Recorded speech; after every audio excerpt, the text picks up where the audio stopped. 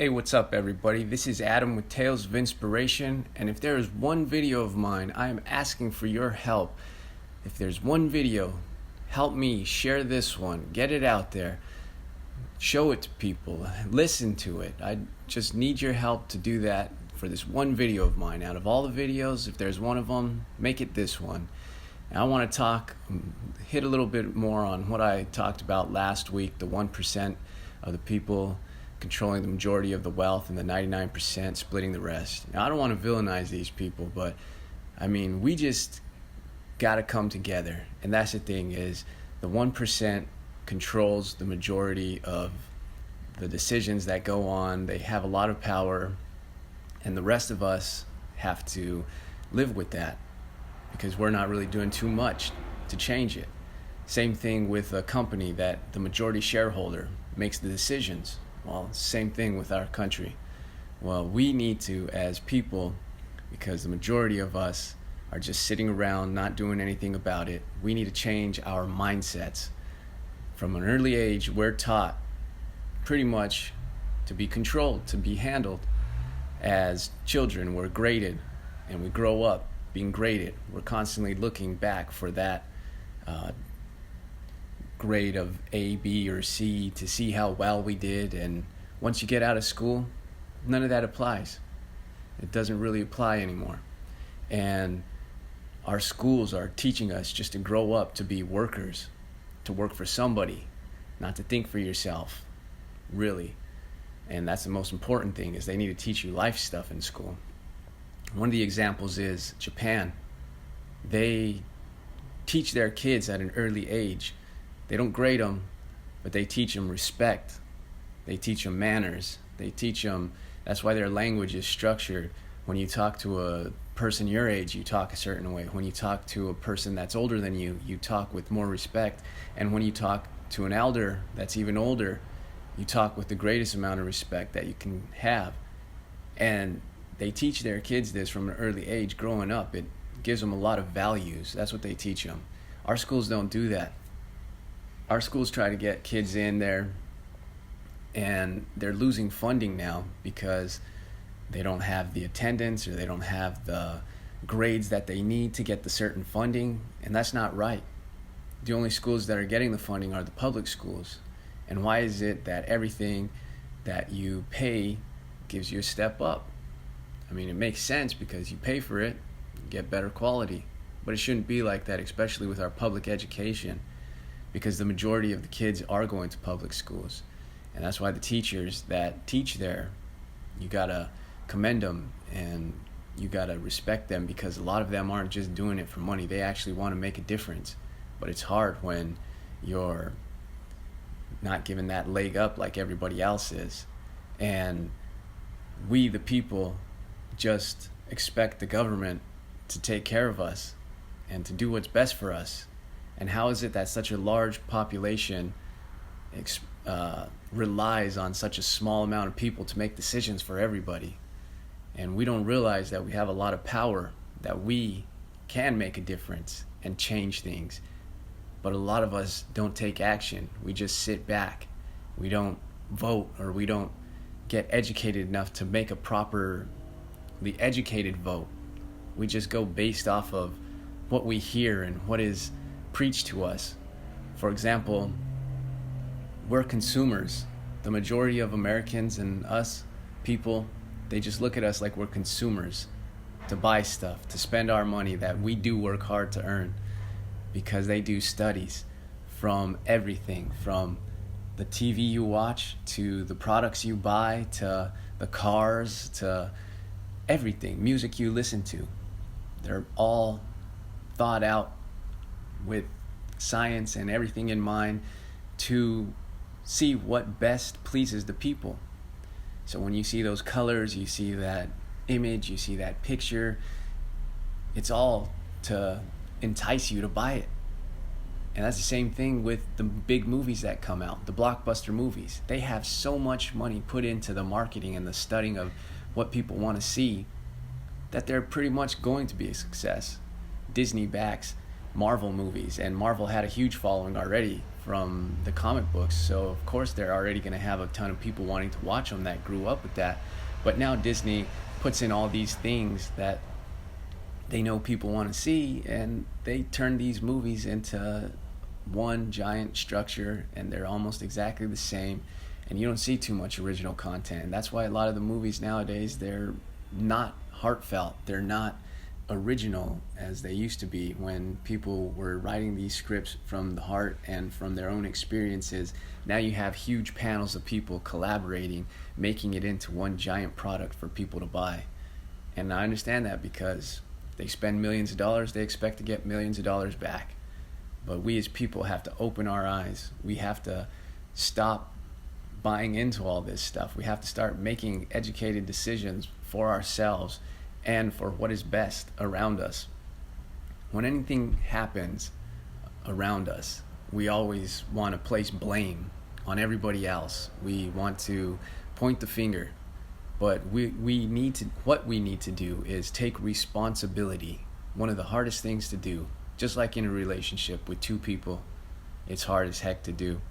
So I can just imagine taking responsibility in a huge group. It's not going to be easy. Everything's hard. But for a relationship to work, you got to take responsibility, and you can't be blaming the other person for that. And we have to go back to our core values, because now in big cities, I mean more so than smaller towns, because big cities, people are getting crammed. We're overpopulated. Our population isn't the size that it used to be 100 years ago. There's 10 times more people. Instead of 4 houses being on a city corner, there's one giant luxury apartment complex holding over 100 people. And how many of you know your neighbors around you? I know I don't. And you have to have that sense of community. We got to go back to humanizing people. I think too much of the news and everything that we watch has dehumanized us. We look at other people as the enemy. We look at people we don't know as strangers and bad guys, when we're all just trying to survive here on the same planet, and we're all just trying to do the best that we can. But it's hard when the news and everything is telling us how horrible our country is, how horrible everything is around us. But the news is another thing. They decide what they want to show. They pick the stories that are going to hit us hard. They pick the stories that are going to get in touch with our emotions. And that's not what is really going on. If you go to a lot of these places, you got to see how great that things still are and can be. In the bigger cities, it's a little harder because there's a lot more people, but in smaller communities that stick together and work together, they make great things happen. So I know today that I have the American flag back there, and it is cheesy. It is whatever it is you want to say, but I'm proud to be an American. I'm glad that I was born in this country, and I think people lost sight of the meaning of the flag and everything that it stands for, because we got the 50 stars that represent our 50 states, the 13 stripes, which were the original colonies of the people that came from Europe to separate themselves from all the corruption and all that was going on over there, and start fresh and start something great, start something new, so they could prosper and live a life that they'll be happy and can just honestly make a good living. And the colors of it too, they stand for the white is the purity and the innocence. The red is for perseverance and justice, and blue is the valor. And we've lost a lot of that. Even justice isn't justice anymore, because I sat in a room full of lawyers that were teaching other lawyers how to become successful. And it wasn't about who was right and who was wrong. It was about who could put on the best show. These lawyers were teaching these young lawyers about everything from the science of picking the jury, the selection of them, the questions they ask them, their opening statements, presenting the facts of the case and what to present and what not to present, the way they word the questions when they ask a witness, so it sounds, even if it's a question that could hurt you, they word it a certain way so then the jury hears it as a different answer, to the tie you wear, to where you stand in the courtroom, to how you focus on the jury when you talk to them, to your closing argument. Everything is just a show. And it's not about justice. It's about who can persuade the people the best. And same thing. Everybody looks at the president that we have right now and says, how could somebody like that get elected? Well, I'll tell you how it gets elected. Just like all these products that we're shown on a daily basis, we buy a Coke, we buy a Pepsi, because we subliminally hear all these things over and over, and we go to the store and we see it, and then we want to buy it. Sounds good. You think in your head, I could go for a Coke. Sounds great. You don't even know why. The same thing that happened with him. He was one of the first presidents that opened his mouth. He would run it. He didn't care what people thought. He's a smart guy. Whether you want to agree with it or not, he's a smart guy. He knew what he was doing. He was on every newspaper, every magazine, every headline, every news story, and that's all you heard was his name. And what happened when it comes to voting time? You're more inclined to vote for the name that you hear than the people that you didn't. So he blew him out of the water because he knew how to market himself. He was smart in that aspect. He knew how to put on that show, and he sure did. So that's the thing, is we need to be educated. We need to not just make decisions. We need to make them smart. And just like with the recent events of what's going on, these tragedies with the shootings and all that, they're devastating. They are horrible, and I couldn't imagine. But these politicians, they're not going to do anything about it. They're too busy fighting over money and greed and the corruption that's going on between them. Our country started with a government that was united. It was one party. Now it's split into what? Democrats, Republicans, and they have an independent party. When's the last time an independent got elected? When's the last time you really heard of an independent, unless you're really into it? Because they don't have the money to put forward to get their name out there, to be out there like these other parties. And there have been some good candidates that have run independent, but they have never got elected. And I think that's the thing. They separated us. Our government, they separated it. They split the people. So we have to come together. We have to forget all this about what's going on, about who's getting what, because they're getting theirs. These politicians, they're greedy. I've heard a thing, this was a while back too, about the spending that they spend on food and their expenses. So that was one of them, was food. One politician had a bill of $27,000 from eating out alone. What normal average person spends $27,000 on food a year? A lot of people don't even make that in a year. Families of four probably live on that a year in certain places, or less. And this guy spent that much on food for himself and whatever in 1 year. That's ridiculous. That's what our money's going to. That's what they're fighting over. They're fighting over stuff that we probably couldn't even imagine, because we aren't living that kind of life. We're too busy working. We're too busy trying to stay afloat. We're too busy living scared because they tell us that they're going to take this away, they're going to do that. But we can't be living scared like that. We got to come together. We got to stick together as people. We got to know on each other. We got to have this community. We got to bring the humanity back into us as people. Just like you go to Costco, you could see it firsthand. You see all the hordes of people, the masses of people in Costco's in these big cities, and they put out those little samples. People turn into animals. They fight with each other over it. I've seen multiple times people nearly coming to fists and hitting each other because of it. And that's not right. That's not who we are. That's not who we want to be. So like I said, we need to take responsibility.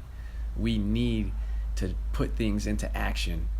Instead of just talking about changing stuff, we need to make actions. We need to do things. We got to go for it. We can't be scared. For example, when the gas prices were rising back in early 2000, everybody was going to do a gas out to show the gas companies that, hey, we're not going to take these high gas prices, you lower them. But they knew that they could play off of our fear, and they told us, well, you guys do that, we're going to take away the gas, we're not going to supply you with it, you're not going to have any gas to do this. And it fell apart pretty quickly. A good handful of people did it, but the majority got scared, and they didn't stick together. And we could accomplish a lot by sticking together. That's the whole thing. United, together, brave, perseverance. We need to stick together, work hard. It's not going to be easy, but we can do it. And I want to inspire people to open their eyes, to see, just like with the education, our children are seeing these YouTube stars, these Instagram stars, and these guys are doing crazy stuff. They're doing crazy things just to get views. They're doing immoral stuff, whatever you want to say. And a lot of it is just a show. It's not real. But the kids, nobody's teaching them that it is fake. Nobody's teaching them that this isn't how you act. You shouldn't be doing that. Like, even if you are doing it, then you got to do it on a scale. Like a lot of these people, it's not real. They're setting it up. It's a show. Everything is a show. It's for who gets the most likes. And that's the thing. We got to teach the youth, we got to teach the people that that's not what life really is. It's not about that. It's about being together, being a family, sticking with one another, helping each other out. Just think of the difference it would make if your community in the small neighborhood or whatever it is that you live together, I mean, wherever you live, all the people got together, the big difference you can make. Because as one person, you can make a difference. As a group of people, you can make a huge difference. It's just a matter of time. It's just a matter of who's going to put in the time. And we can't live scared. We can't be relying on money for everything, because just like you think about it, money is paper. It's the same stuff that we wipe our butts with, but we put so much emphasis and so much value on it. And that's the thing. It only has value because we put the value on it. Something to think about, something to open your eyes about, to start thinking outside the box, start not just sitting around and letting things happen when you don't like something that's going on. Just for example, rent prices here. We all complain about the rent prices, but very little of us are doing anything to change that. So get involved. Do your part, meet your neighbors, get your humanity back. Let's all work together because we're all living in the same place. Let's do it. I want to inspire you. Share this with your friends, share it with whoever. I think it's a good message. Keep an open mind. Like it, subscribe, share it. Most important thing is to share it and get it out there. Keep an open mind. Until next time, peace.